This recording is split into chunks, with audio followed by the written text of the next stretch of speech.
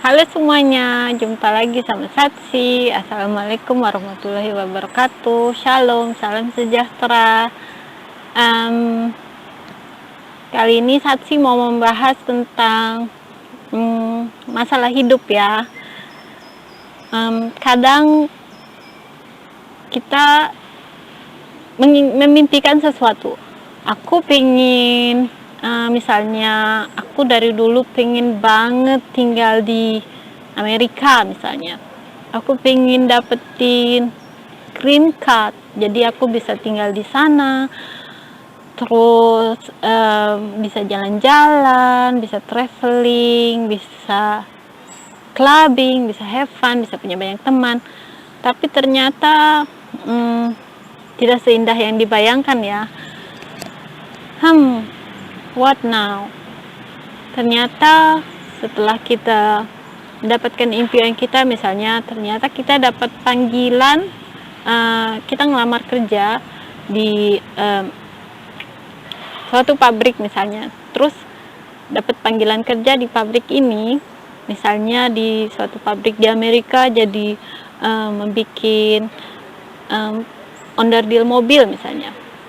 Tapi yang bagian kecil-kecilnya ya, misalnya membuat lampu sen atau membuat roda. Ini kan hanya sekedar contoh.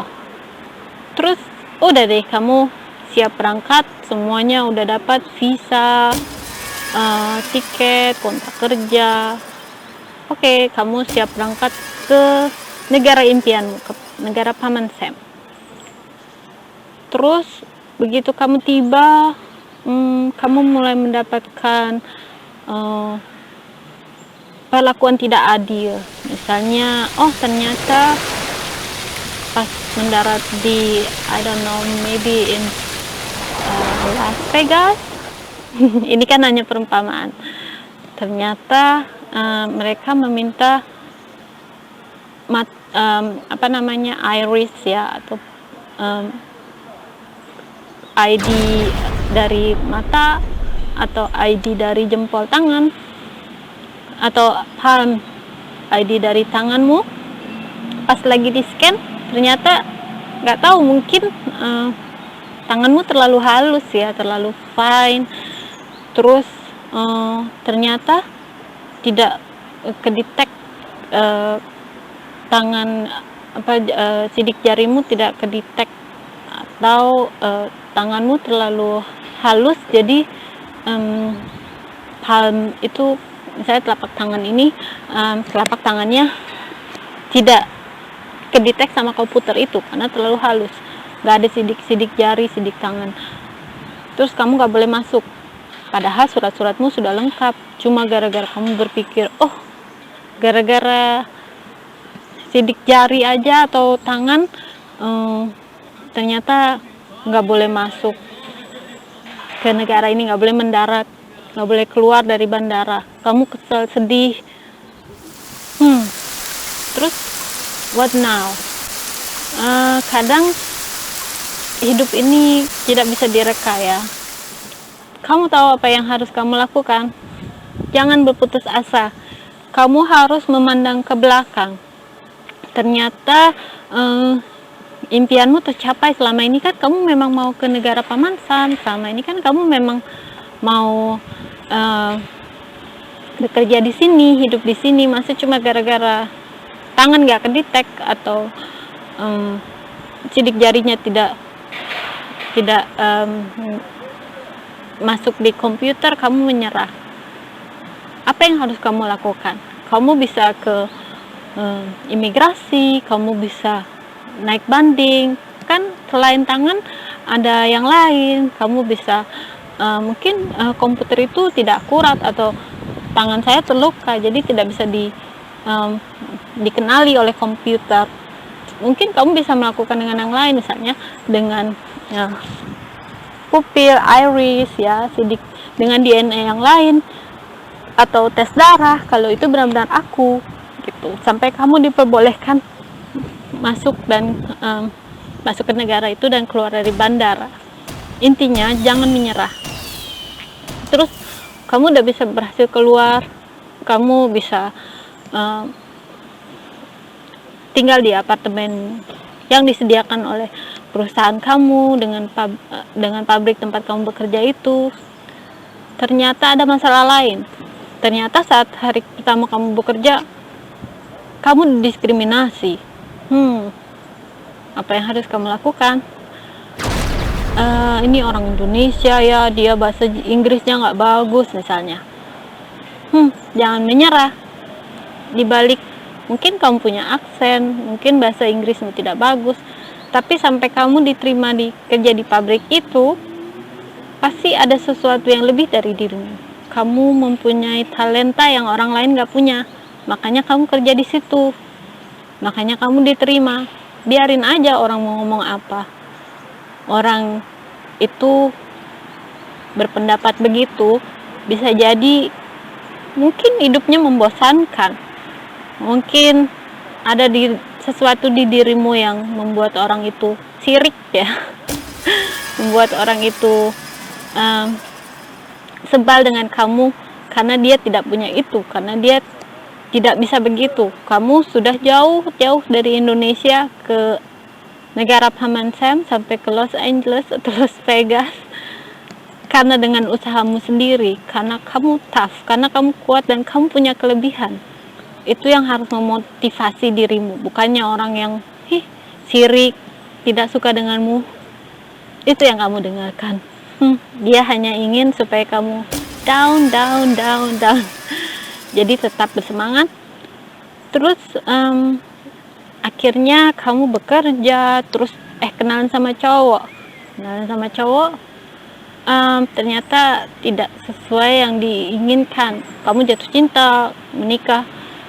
Setelah berhubungan lama menikah, tidak sesuai dengan yang diinginkan. Aku pikir cowok Amrik baik-baik gitu ya, bertanggung jawab. Ternyata tidak semuanya begitu, dan kamu kebetulan apesnya. Jangan menyerah, karena itu semua pasti ada tujuannya. Kenapa itu terjadi dengan kamu, itu pasti ada tujuannya. Mungkin kamu dapat cowok yang gak sesuai kamu inginkan karena kamu bisa diandalkan. Jadi sekeluargamu itu tergantung dengan kamu. Kamulah yang harus berjuang. Kamulah yang sebenarnya yang menjadi tumpuan, bukan cowok yang idaman yang selama ini kamu, aku pikir cowok itu bakal begini-begini. Enggak, ternyata kamulah yang superstar, kamulah yang ternyata yang menjadi peran utamanya di sini. Seberapa kamu kuat menjalani hidup, walaupun cowok itu tidak seperti yang kamu inginkan. Sekarang ada dua pilihan, kamu mau bertahan hidup dengannya, atau kamu lebih memilih hidup sendiri. Tidak sedikit juga orang yang hidup sendiri ya, atau di sini namanya di Jerman Alleinerziehende-Mutter atau Vater, itu hidupnya tidak bahagia. Ada juga yang hidupnya bahagia, apalagi di negara maju. Jangan takut, biasanya negara maju itu memenangkan orang yang lemah kebanyakan. Jadi misalnya ibu punya anak, harus mengempan seluruh keluarga. Ibu harus memberi makan anak, masih harus bekerja, masih mengurus anak. Biasanya kamu akan ditanggung oleh pemerintah.